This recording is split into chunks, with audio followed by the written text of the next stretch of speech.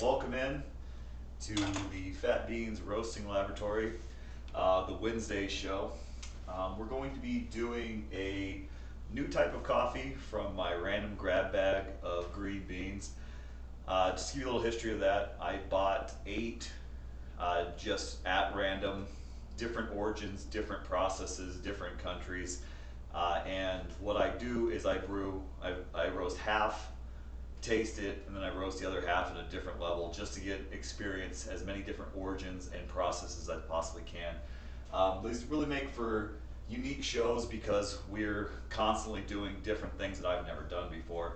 I'll go into that a little bit further, but we are going to first, because in first class we let our passengers do whatever they want. Lisa MB asked that we brew some of what we roasted last time. So we're actually going to be brewing up some of the Colombian that we did in the Monday show, and I'll be giving you a live taste test of what is going on. So here is an AeroPress. Now, I did commit the Fat Beans Immortal Sin. I did grind this up about 5 minutes ago, which is a no-no, but the AeroPress is very forgiving, so I don't think 5 minutes of ground will really be noticeable in the cup. So we are going to, I know, right? We're going to first drop this in the AeroPress. I'll give you a live taste while I'm warming up the machine, and I can just kind of go through what I'm tasting in this relatively new coffee that we're doing. So go grab some water here. Have a kettle I've got going off scene. Scale, because science. And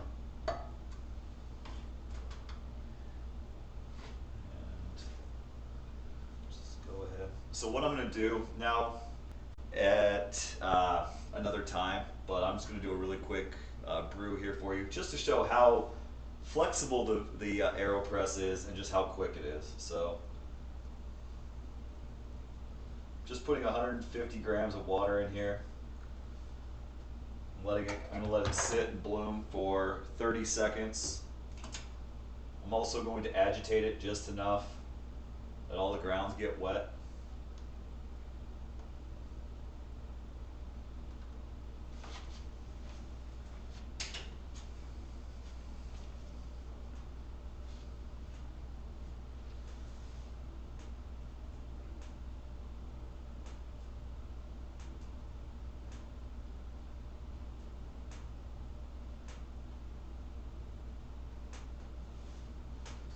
And then we'll go ahead and just I'm going to drop another 100 or so grams on here. That's going to bring it right to the top. Throw the cap on and flip it over.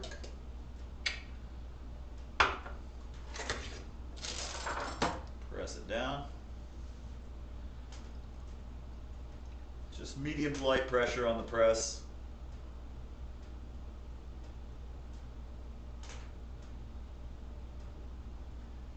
Okay, so do I really need one of those fancy gooseneck kettles, or can I just use my regular one and pour it real slow? Yeah, you can. It's just easier. You don't need anything. I mean, you need boiling water, well, 195-degree water in this case, but everything else is a luxury. Okay. 250 grams. I'm going to let it cool down a little bit. As my PSA from previous shows, 195-degree water is just too hot to be drinking. Anything above 180 could be a esophagus cancer risk. So I'm going to let that sit here, cool down for a minute, and then we will let it go. Okay, so let's see here.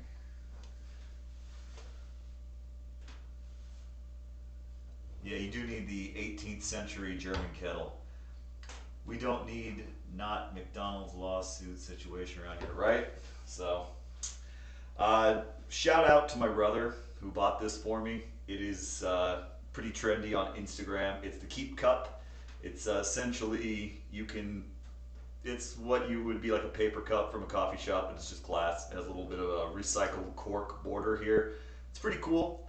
I really like it because coffee cools down fast in it. Now you're like, well, why do you want? Because the problem is I'm trying to drink it right now, so it doesn't do a great job in keeping it hot. But you could give this to a barista. I don't know with COVID, but you could give this to a barista, and they could use this. It's the standard size of a paper coffee cup. So I know a lot of them are using them. So we don't hate the environment down here at the Fat Beads Coffee Lab. Okay, I like how you're teaching. Right? Science. Science always wins first here, so we don't want to be a part of the problem. Now, I got about 6 years of guzzling really hot coffee, so hopefully that doesn't do any sort of long-term harm to my overall health, but it's never too late to start doing things right once you get a little bit more information. Jill McDonald 311. Ooh, fancy. I like the look a lot. I remember you said you were not a fan of metal Yeti type mugs. I am not, and this one is glass. So if you complain and rant long enough, people will listen and they'll buy you glass cups. I love a good glass cup. All right, that's probably cool enough.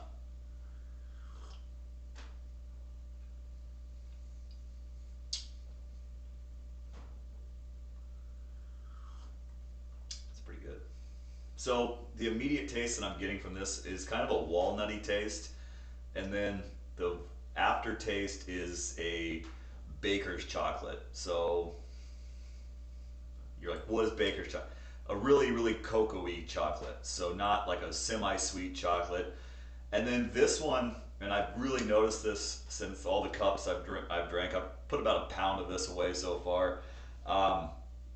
It has a sugar taste that just lingers. So even now that I'm talking, it just tastes like raw, like cane sugar in the back of my throat, which really has gotten me very intrigued. And I've been drinking a lot of this lately because when I got my mask on and I'm teaching, and my coffee breath is mixing with sugar, it's like I'm drinking it all over again. So the finish in this is really smooth. The AeroPress is notorious for having a very, very smooth cup, so this is like silk. This is a nice little nighttime drink for myself. So this is what we roasted on Tuesday. Now Monday. I don't normally like to wait 2 days, but it's pretty good. This is really firming up. I really, really am liking this Costa Rican. So thank you, Lisa, for the suggestion on trying live before we start roasting a previous roast. That's a good idea. I think I'm going to incorporate that. In fact, when I roast this tonight, I will probably do the taste test of it on Monday. So thank you for that. And well, unless I'm up until like 1 a.m. and then shame on you. All right. This sounds right.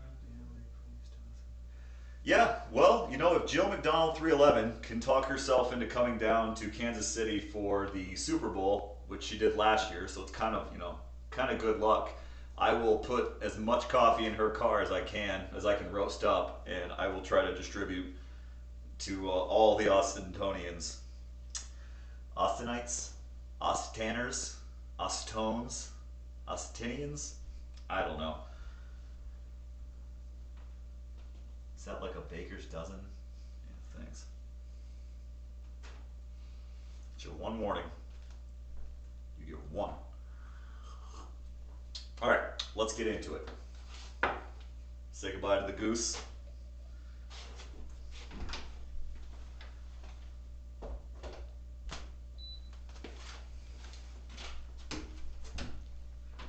Austinites. Sure. Whatever you say. Okay, so let's go ahead and warm this. Get old Judy here warmed up. That is the unofficial name of my roaster, is Judy. In case you were wondering. So, what we're going to be doing today, and I'll get you guys all set up here. Again, shout out to P. Brogren for the little drinker here. I like it. So what we got ourselves today on the roast show is going to be an Ethiopian. Go figure. I do a lot of Ethiopians. The reason that I can do so many Ethiopians is because Ethiopia is a very diverse coffee country. It has highlands, lowlands. In fact, it's separated by east and west and very, very unique flavors. They also have unique processing. Yeah, Judy. She's full of hot air. All right, but anyway, the Ethiopian dry processed, and this is a Hambela Goro. Ethiopians is the one country because it is the heart of coffee or the birthplace of coffee. They have tons and tons of heirloom blends that you could go from one farm and have one very unique type of coffee. You could go down the street and find another unique coffee. It's why Ethiopians are so prized, because there's just so many different varieties and flavors and just different things you can get into. This particular one is going to be potent aromatics, intense fruit, raspberry jam, strawberry taffy, dried dark fruits, floral berry, big body and mild acidity. So this is what would be considered a milder or more even Ethiopian. One interesting roast note here is that full city roasts, which is a medium dark roast, right up to second crack, have a flavor note of chocolate covered dry blueberries. Sounds pretty good. I mean, I'm a big blueberry fan. In fact, one of the major flavor notes in Yirgacheffe coffee, which is another region of Ethiopian, is blueberry flavors. So it's kind of interesting to see. I think I'm going to take this medium, as I put in the notes. I'm going to take this up to a City Plus. You're on thin ice, A-Web. Thin ice. Anyway, the reason that I'm going to take this to a City Plus is I'm going to try to balance out. I'm going to try to get all of this fruit flavored. I'm not going to go to the dry blueberry. I'll taste it. If I think, oh, dry blueberry might be the best flavor that's in this coffee, then the next time I roast it, I might take it a little bit darker. Chocolate covered blueberries does sound delicious. So I'm going to preheat the machine to 200. I'm going to start my process just like I'm going to do a medium light roast Ethiopian that I've done in the past. I'm going to try to treat it as much like the other Ethiopians that I do. And then we'll just see how it kind of starts to develop, and we'll make adjustments as we go. So let's just take our roast notes here, because science. All right, get it all set up. I feel like it would pair well with a breakfast scone. I think that is kind of the idea that I have behind what I want to do with this. I want it to be a breakfasty coffee. Now, the one bummer is, with these kind of mixed bag flavor packs, this isn't available for large purchase from Sweet Maria's. A lot of times what they're going to give you is whatever they have left over, or whatever they just bought a very small lot of. So the nice thing about the flavor packs is you get to try a bunch of different stuff, and that's good for new roasters like me. The bad thing is that even if I love this, I probably can't order it in a large scale item, which is kind of a bummer. Okay.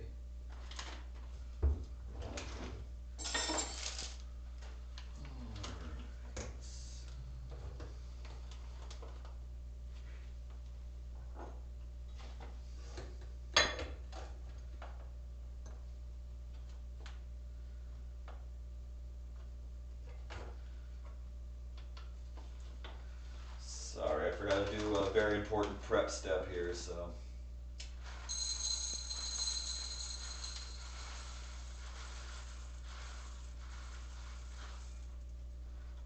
I like the fact that I got to drink coffee prior to roasting, but it's throwing me off my game just a little bit.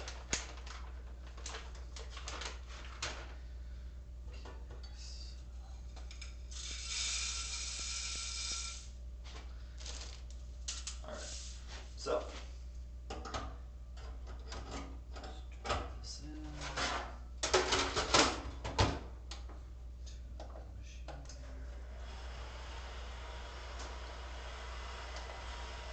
Okay, so King Arthur flour cream scones are amazing. Could serve fresh blueberries or blueberry jam. Take it full circle. That'd be a lot of blueberry. First of all, how dare you? I'm a delight. The band hammer may happen. What would you recommend for like a breakfast type of coffee via late afternoon? Is it totally coffee drinker's choice? So it is coffee drinker's choice. So that's a good question. If you've ever seen a breakfast blend just means that it's very, very light. So because you're in the morning, fruity, acidity, waking you up, I would recommend just that, a very light roasted coffee. You can get light roasted in all sorts of varieties that even try to have that chocolatey flavor, but a more acidy coffee in the morning tend to be what I'm chasing early on in the morning. And that is, if you've ever gotten a breakfast blend, either from the store or from a coffee shop, they're essentially signaling to you that that's the lightest roast coffee that they have. Okay, let's.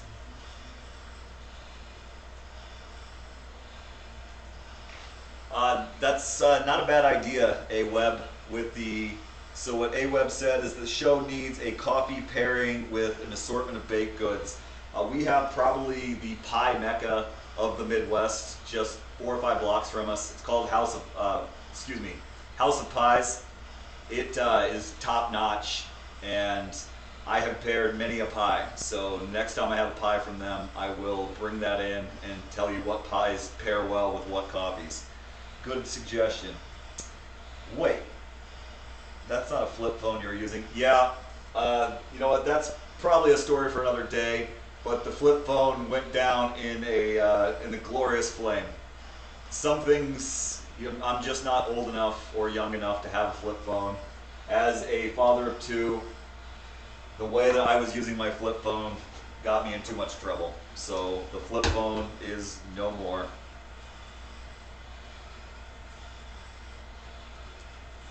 I like that coffee cup. Yeah, so if you weren't here earlier, Pete Rogan, I gave you a hard shout out. Again, Pete Rogan got me this cup. It's a nice little drinker. I've been enjoying using it. A little dribble on myself.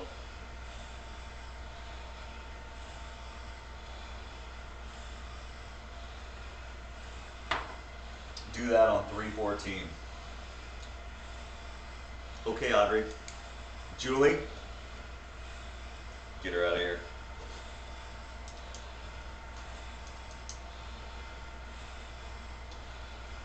I was very proud of that foam vegetable beard. I was sad to see it go, but again, as Jay Brogan points out, I just wasn't mature enough to have a flip phone. T9 just proved to be too high of a mountain to climb. And when mountains get hard to climb, sometimes you just quit climbing them, so I stopped texting. The modern world isn't built for me to stop texting quite yet. Coffee after 2, yeah, you got me there, babyface killer. I promised one person in the stream that I would do a live tasting of it, so if I'm miserable tomorrow at work, I apologize. That means I did not sleep. The 2 a.m. rule is what I generally try to follow. No coffee after 2. I drink it between 9 and 2. But in this case, I've broken the rules.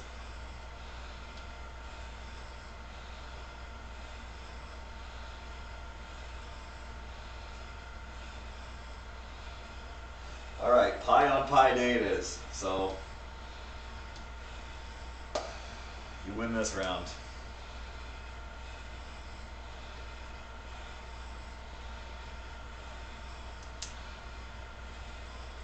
All right, so we are doing an Ethiopian for the first time. We're just trying to work out I'm going to try to take this to a medium roast. What I'm doing, keeping notes of, is I'm just keeping logs of where the temperature is at, just to see how it compares with other Ethiopians I've done. It is keeping about the same heating pace that the Ethiopians I've done in the past, so I'm going to try to treat this as a normal Ethiopian. I'm going to try to develop it a little bit longer than I do, but because all the data is coming back, it's drying out just like other coffees I've done.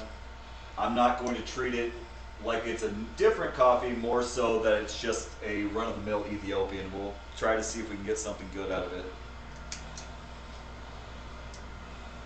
Breaking the rules just for us. Yeah, breaking the rules just for you guys. Absolutely. There's not a better crowd to break rules for. Peer pressure. Thanks. Yeah, I know. I know. Like I said, old babyface killer BFK3 is the only person that's going to have to probably deal with the ramifications of me and the kind of person I'll be if I don't get sleep. But you know, hopefully I'll sleep like a baby tonight. I bet I will.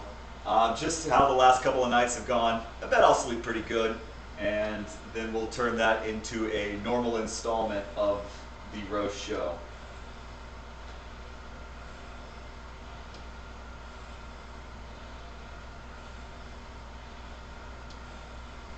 Only thing I hate more than puns is days devoted to things. So a pun day devoted to something is my personal and total nightmare. But if the people want pie day, the people will get their pie day. We'll bring some pie down. We'll have a couple of different coffees. We might even do a special kitchen show for that. I'm already starting to build it in my mind. Even though I don't want it to be a thing, pie day wins. Oh yeah. See, that's why she's got the little star, everybody. I mean, excuse me, the little sword.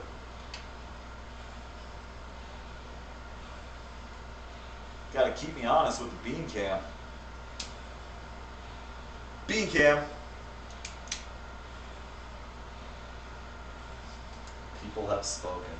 Well, yeah, the three people have just really shaken the cage of what this show is. With that said, thanks for everyone joining. We got a really good crowd tonight. I appreciate that for a roast show. Appreciate all the great questions, all the great comments. Keep those flowing. Those are really what makes these lonely Wednesdays in a basement really fly by. So much appreciated for everyone that's come out tonight to watch a little bit of roasting, a little bit of home roasting.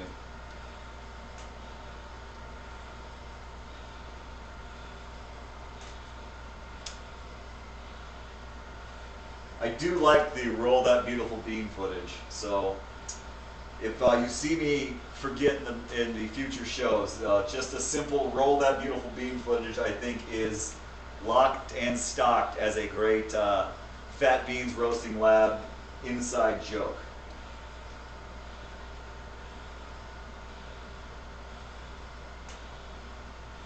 Okay, so we're moving along pretty well. I think first crack's going to be approaching in about a little under a minute. So normally with the Ethiopian, I will take it to 30 seconds development time. That's just about enough time for the first cracks to stop. So when I say first cracks stopping, think about like popcorn. You'll hear a little popping, then you'll hear some ferocious popping, then you'll hear those last couple of poppers, and then there'll be no more popping. That no more popping in the coffee terms, that's when it starts to go anything darker than light roast. So normally I like to just, like a good bag of popcorn, stop it at a golden pop. But in the case of this, I want to get a little bit more medium. So I'm going to let it hang down just about 20 more seconds after I hear the last pop. And that's going to how I'm going to try to achieve medium on this particular roast. Lonely Wednesdays in a basement. Sounds like a Fall Out Boy song. It does.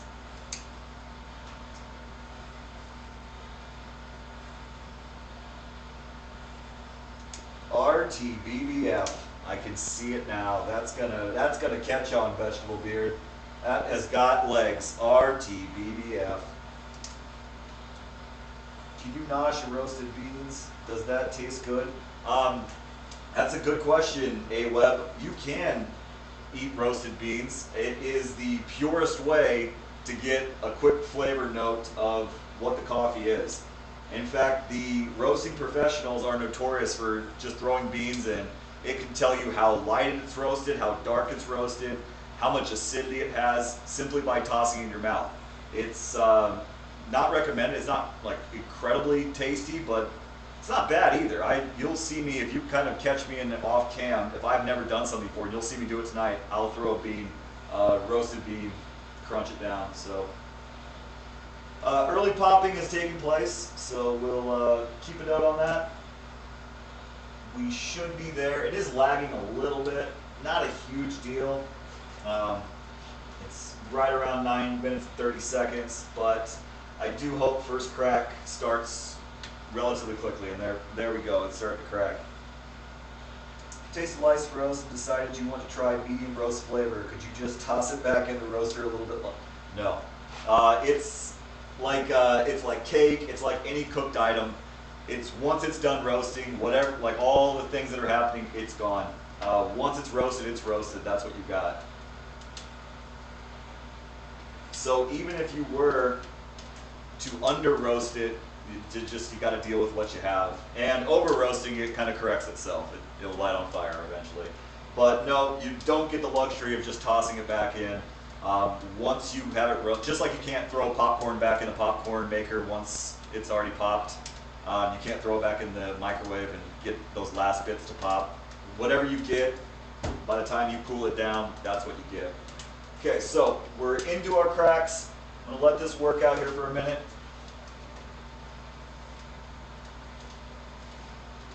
That's the last crack. I'm going to let it go 20 seconds now.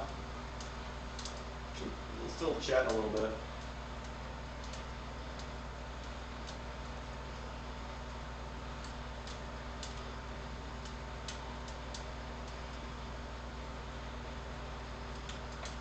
Okay.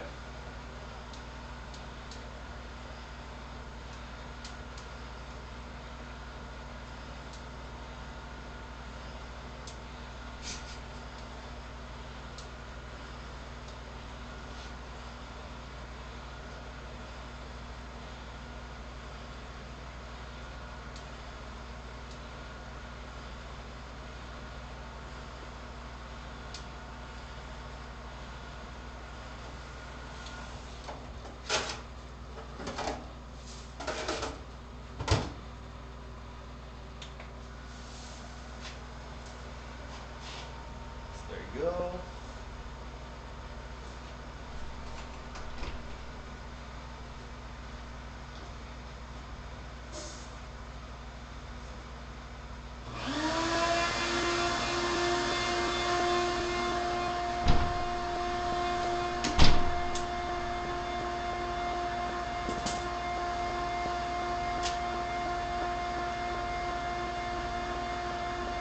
Okay, excellent. So, let's answer some of these backlogs while we wait for that to cool down.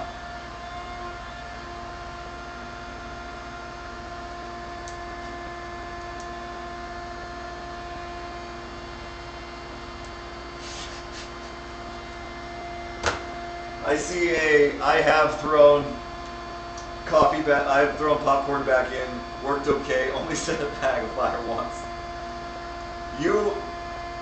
Andre, I say this in the most loving way possible. Excuse me, AWeb87. Sometimes your personality is the office burnt popcorn, where you know it was done out of totally good-hearted to get your hands on some popcorn, but the smell just lingers. I've only seen those 3-foot handle sessions do that. All right, so. We are cooling down the beans right now. We're going to let them cool down for 4 minutes and bring them back in here. It looks pretty good. I think it is going to be a pretty solid medium roast, and we will do the taste test on that on the Monday roast show. So a couple of days from now, I'll give you a full report of that, and then we'll turn around and we'll do make any sort of adjustments that we need to there.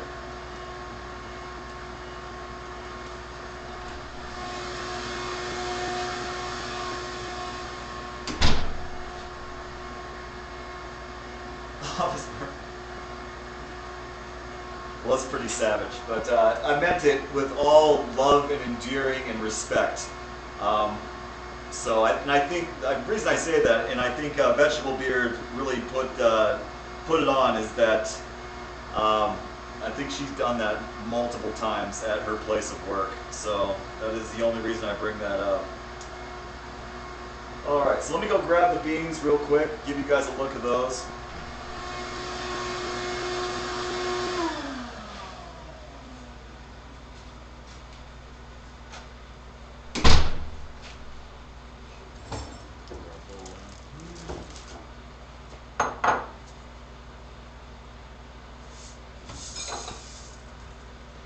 one time burning popcorn that's one time too many.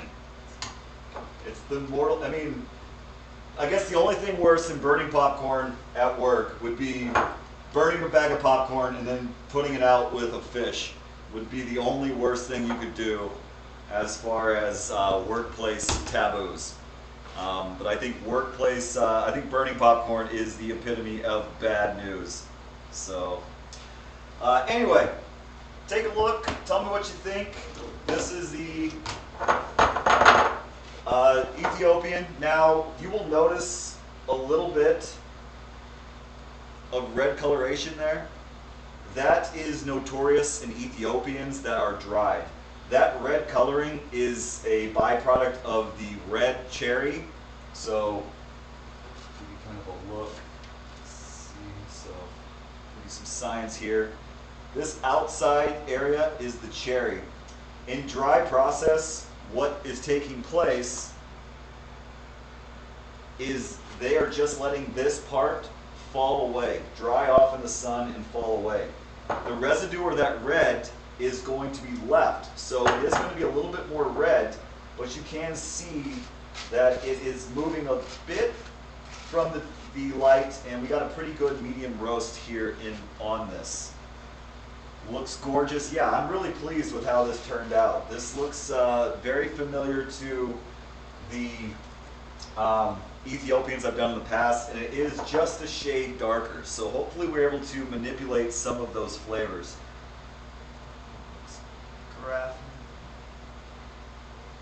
No reheating seafood, the worst. Okay, so there it is. We will go ahead and shake that off here in a minute. And is the chaff more red as well? The chaff, and without getting too much into it, not really. Chaff is kind of a light brown color, kind of like a cinnamon color. In fact, sometimes before I remove the chaff, get that out of there. You see it's chaff still on the bean. It's kind of a gold color, and we'll shake most of that off. So you say a lot of fruit notes. Are the coffee beans grown by those fruits or marinated in them? The fruit notes are what coffee people and coffee farmers call the terroir. Terroir. I'm sure if anyone that speaks French is in the chat right now, is just their ears just exploded. But essentially what that means is the makeup of the soil. The unique soil and the growing conditions actually is what puts the fruit flavors in them. The coffee cherry is it's subtly sweet. It's not something you eat. As you can see from this picture, most of it is the coffee bean, and that is a byproduct of this is an Arabica. But for the most part, it has a lot of rich, juicy fruit tastes in it. The acidity is what creates the fruit taste. It doesn't taste exactly like that fruit. When I say taste, it reminds me of. It's kind of like wine, where if you open up a bottle of wine that says it tastes like buttery, you're not going to taste butter. It's just a flavor note that is drawing out that way of thinking. So the fruit notes here are coming from the acidity, the fruit, and also the elevation. The lower it's grown, the more acidy it is. The higher it's grown, the less acidic it is. But good question. Try a bean. Okay.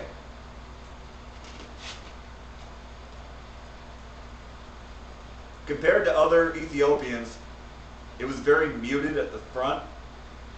There is some acid at the back. That's a good thing, actually. That front mute tells me that when we do roast this, and again, this needs to sit for a while, there will be a lot of that fruit flavors that we're looking for will be present. Now, how they unfold, we won't know until we get hot water on them, but overall pretty good. Also, a little bit less chewy than other Ethiopians, which also tells me that I did get a little bit darker roast. What does the chaff taste like? Well, terrible. The chaff is paper-like. It's almost inedible. And the biggest problem with chaff is when you grind it up, it shows up in your grinds. It doesn't have any taste, meaning it can only add like a cellulose plant taste. So you want to get as much chaff out as you possibly can.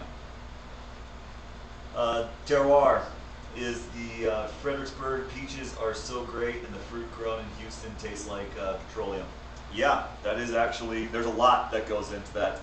The other reason is the humidity. Humidity is not good for flavor. It makes the fruit really tough. That is why Panama has gotten a very bad coffee rap over the last 100 years.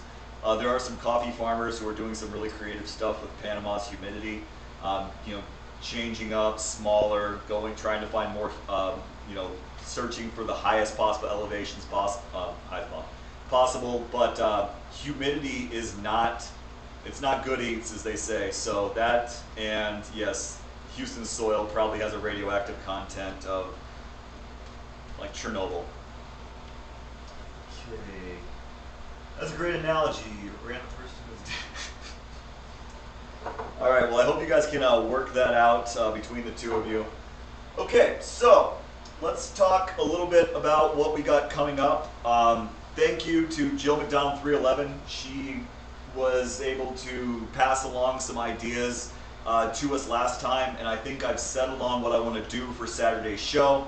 Go ahead and comment any thoughts in the chat, but for Saturday's show, we are going to have Julie brew. Now, you might be like, big deal. It's a big deal to me because I primarily have been the breadwinner of coffee brewing in the house. What I do normally for her before I leave is I'll put all the water in the drip coffee maker. I will measure out all the coffee. She grinds it, she pushes the button, and coffee comes out. And to her credit, she can, you know, run the drip coffee maker pretty well. So we are going to teach her a new method. On the weekends, I like to do a Chemex that makes about 2 to 3 cups for 2 people. And it is pretty easy version of pour over, like that we saw on last week's show, that I think she could easily learn how to not only learn but master. So we are going to let her explain her drip coffee making, so we can talk about any of you that are interested in, you know, how to dial in your drip maker to make sure it's making the right kind of coffee. And then she is going to experiment in making the Chemex coffee that we like to drink on Saturday and Sunday mornings. So tune in for that to see Julie get a little bit of education in the coffee making department. So it's going to be very hands-off for me. Now that's going to be tough, but I'm just going to tell her directions. I'm going to just read a recipe to her and let her do it. Now if it takes a couple of times, it takes a couple of times, but that is what we have on tap for the Saturday show this week. So get excited for that. I think that should be kind of a cool experience. Ooh, shoot, don't screw this up. The nice thing about coffee is it's coffee. So it might not be the greatest, but she'll be heading down the road to perfection, which I think we all can admire, and we all could use a little bit more tips. Plus, if you've never done any sort of pour over or Chemex, and you're just saying like you watched last week, you go, I can't do that. We'll try to make it as approachable as possible, because Chemex is something that you all should have. If you have two or more coffee drinkers, it really makes for a great Saturday cup of coffee. It's a nice little change of pace. So we'll be Rookie of the Year. I mean, and if nothing else, Julie is much more likable than I am, so she already is going to be way ahead of the game in the likability. So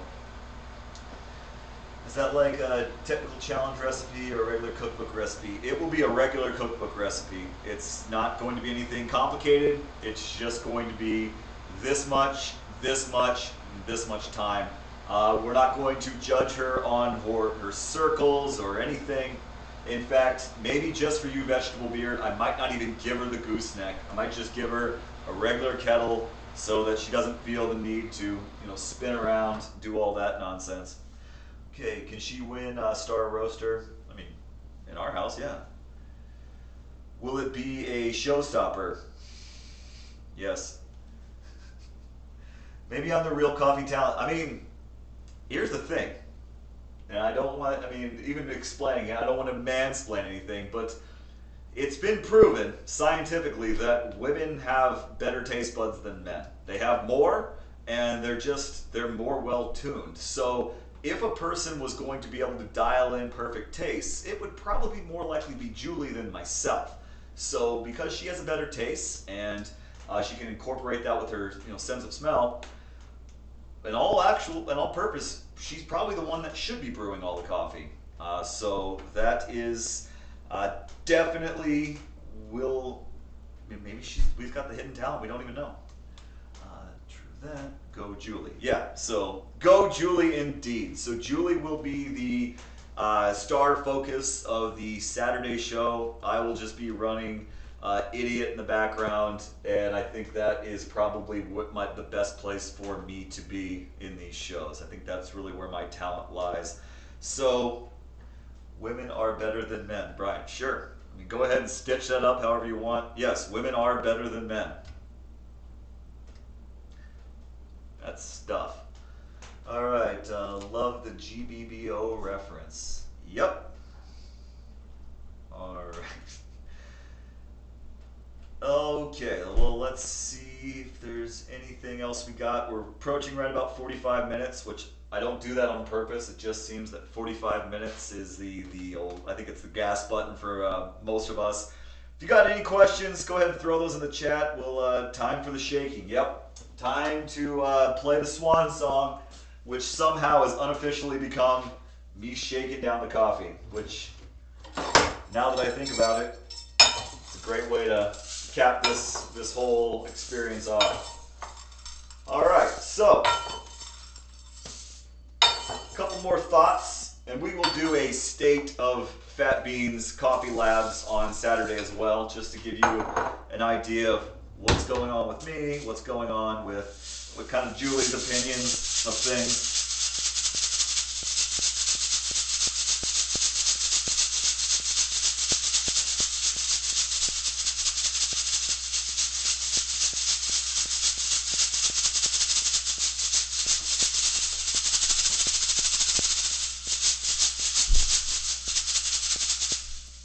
Great ASMR. Maybe that's my real, maybe this whole roasting coffee, it's not my true calling. Maybe I'm the next big ASMR hit. Probably not visual ASMR, but definitely sound ASMR. And that is something that we will address on Saturday, is kind of where we're going to go as far as stream quality. That is something that we think about a lot, Julie and I do, is how can we make a couple of tweaks right now. We've come a long way in our space. If you ever have the opportunity to go check out an old show, look at that and just see how far we've come in the month and a half of streaming. So we're still in our streaming infancy. And well, thank you for the follow, BubbaTech00, and glad to have you here in the roasting lab. But just to give you an idea, we are trying to make some adjustments with cameras and sound. I think we pushed our original equipment well past what they can do. So we're going to try to make some adjustments to that. That is something we're going to try to get done in the next month or so. And we'll give you a full breakdown of that in the Saturday show when we give the unofficial state of the Fat Beans Roasting Laboratory. But like I said, I think we're at 45 minutes. We've got the shake. There's the Ethiopian medium roast. I'm really excited to try this out. I don't know if I'm going to be able to wait till Monday. But if you're looking for full roast notes Monday at 8:30, I will go over just how this tastes and make you guys all jealous about the great coffee that I get to drink. If you've got any other questions, throw them in the chat. But other than that, I think it's getting about to be swan song time for the big guy. So let's see. What studio are you in now? This would be this is the roasting laboratory. someday on Instagram, I think I'll post just kind of the shoddy setup that we have. Not shoddy, great craftsmanship went into building all of this, but we're in a really cold 1930s house basement, and I've just been slowly carving out little spots. But this is the roasting laboratory. What is Julie? What is JMCD 311 coming on? Oh, good question. JMCD 311. That's up to him. I have been in the works with him, talking with him about what he wants to do. My idea right now is to bring him on the Saturday before the Super Bowl. Both that because then that'll be right around his birthday, and if you don't know, the Chiefs are in the Super Bowl, so we'll have a little bit of a Chiefs theme that night. And why not bring my Chiefs idol, or the big chief in my heart, Jimmy Bear Baby Beans. So that might be in 2 weeks, but we got to work that out with him. Not shoddy, work in progress, but come a long way. Yeah, I mean, that's the nice thing about this show is that it's only up, it only goes up. So the the roof is high and mighty above our heads on this one. When is what is what's a superb owl? That's a great question. I'll bring the BBQ. All right, so there he is. So I'll let him decide what he wants to do as far as being in, but I think that's going to be a real live show as well. So be looking forward to that. So now look at these teases I'm doing. I'm teasing Saturday, I'm teasing 2 weeks. I'll be really big. And if Jill McDonald 311 comes down for the Super Bowl again, maybe we can have a special show with her here as well. So maybe we can do a couple of different things, being that it is Super Bowl weekend. Even though we are in the COVID times, we will take all proper precautions there. Okay, so if nothing else, it is time for me, well, maybe, and also I might have another 4 or 5 hours in me, but hopefully not. Thank you everybody for coming in.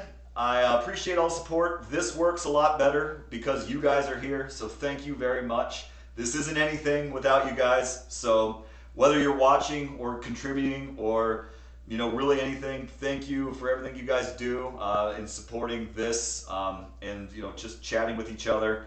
I hope that I can get to all your guys' questions, but you guys are doing a really good job of just entertaining each other, so I do appreciate that. Going to ask my boss if I can take off Monday and drive back down. That sounds like the idea. The Super Brew. And there's the name. The Super Brew.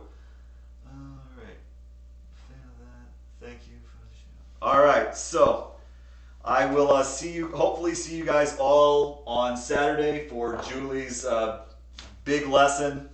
I may or may not pop on Friday. That might be a real impromptu show. So those of you die-hard Fat Bean Labbers, I might roll in here Friday. Just depends on what I need as far as my own personal stock. But other than that, great seeing you guys, and I will hopefully see everyone on Saturday. Remember, if you know somebody that you think might be interested, let them know. Tell them what this is. Maybe explain to them what Twitch is. Download it for them if you can. And we'll just keep growing this thing. It's grown so big over the last week, in the sense that we normally had 2, now we have 6. So that's all you guys. So I will see you next time. And as always, be easy.